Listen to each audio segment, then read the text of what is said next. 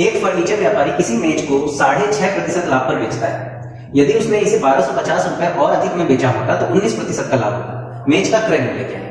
अच्छा यहाँ देखिए, दोनों लाभ हो रहा है, लेकिन 1250 और अधिक में बेच देता तो उसको 19% का लाभ होता। 6.5 उठ के 19% हो जाता। अच्छा ठीक है, यदि हम मान लें क्रय मूल्य, देखिए दोनों तरह से समझाऊंगा। एक नॉर्मल बेसिक तो मेरा एकदम जरूरी है कि मैं बेसिक समझाऊं, क्योंकि मैं यहाँ आया ही हूं बेसिक समझाने के लिए। क्रय मूल्य मान लेते हैं हम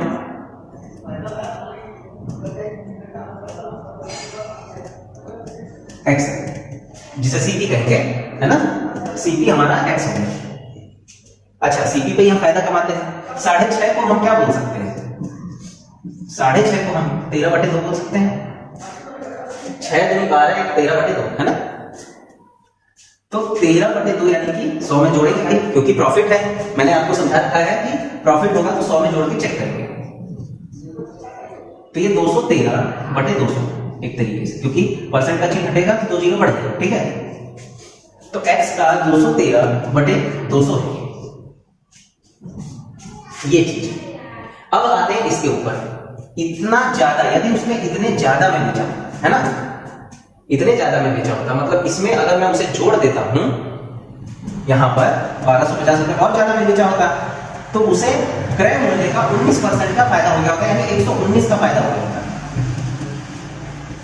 यहां तक बात समझ में आई? अब हम क्या करते हैं कि क्रय मूल्य को एक तरफ कर देते हैं और जो मान है उसको एक तरफ कर देते हैं। प्लस में इसको यहीं करने देते हैं, हम इसको ही कर लेते हैं। तो 119x/100 ये इधर आएगा तो माइनस हो जाएगा। 213x/200 बराबर 1250। यहां तक समझ में? अब हम एलसीएम ले लेते हैं। 200 एलसीएम हो जाएगा, तो 100 गुना 200, 200 का 2 का गुणा होगा ऊपर, 2 का गुणा करिए, 9 दूनी 18, 1 हासिल, 1 कम 1 3, 2 1 कम 2, 238 माइनस 213, क्योंकि ये तो सेम रहेगा, 200 1 कम 200 होता है 1250। यहां तक समझ में आई बात? अब 238 में से 213 घटाएंगे तो कितना आएगा? 25।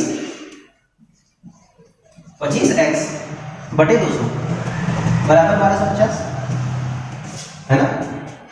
अब मैं 25 से अगर इसे काटूंगा तो 25/200 होता है। 25 चौका 100, 25/200।